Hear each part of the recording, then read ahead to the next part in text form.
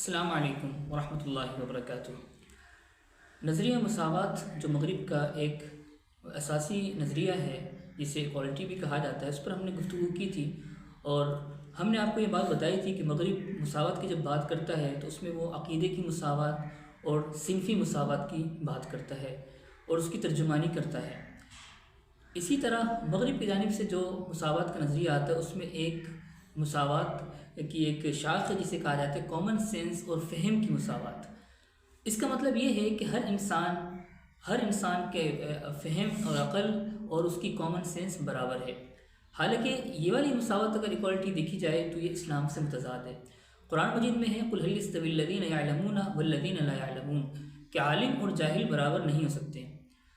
مغرب میں اس کا نتیجہ یہ نکلا اس نظریے کا کہ انہوں نے یہ کہا کہ دین کے سمجھنے، اس سے استنباط کرنے، دینی مصادر سے استنباط کرنے اور دین کی تشریح کرنے کا ہر انسان کو حق حاصل ہے، اور اسی طرح اپنے نمائندے کے انتخاب میں انسان کی جہالت اور علم کا کوئی فرق نہیں ہے۔ ہر انسان اپنی کامن سینس اور فہم کے اعتبار سے برابر ہے، تو لہذا اپنے نمائندہ، اپنی ریاست کے نمائندہ چننا ہو یا اپنا کوئی سربراہ چننا ہو تو اس کے لیے ہر انسان برابر ہے۔ عقیدے کا بھی کوئی فرق نہیں ہے، اسی طرح فہم کا بھی فرق نہیں ہے۔ کوئی شخص اس بنیاد پر کہ وہ عالم ہے، اس کا دین کا زیادہ مطالعہ ہے، وہ اس بنیاد پر وہ فائق نہیں ہو سکتا۔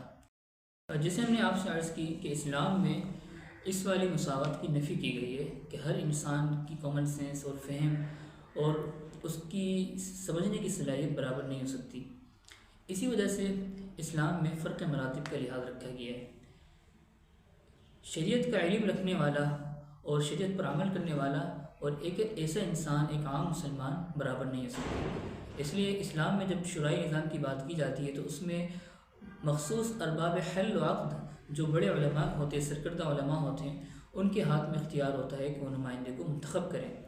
اسی طریقے سے جو بڑے علماء کرام ہوتے ہیں جن کا شریعت کے مصادر پہ مطالعہ ہوتا ہے، تو ان کو ترجیح حاصل ہوتی ہے اس بات کی کہ وہ قرآن پہ جو اجتہادانہ تشریح ہے، تفسیر ہے شریعت کی، وہ پیش کرے، اور اس کو جو ہے ایک طرح سے امتیاز حاصل ہوتا ہے بنسبت ایک عام آدمی کے یا ایک جاہل آدمی کے جس کو ان علوم کا مطالعہ نہیں ہے۔ تو اسلامی ریاست ہو، اسلامی شریعت ہو، اسلامی معاشرت ہو، تو اس میں علم اور نمبر 2 بنیادی تقویٰ اور پھر علم کی بنیاد میں فرق مراتب کا لحاظ رکھا گیا ہے۔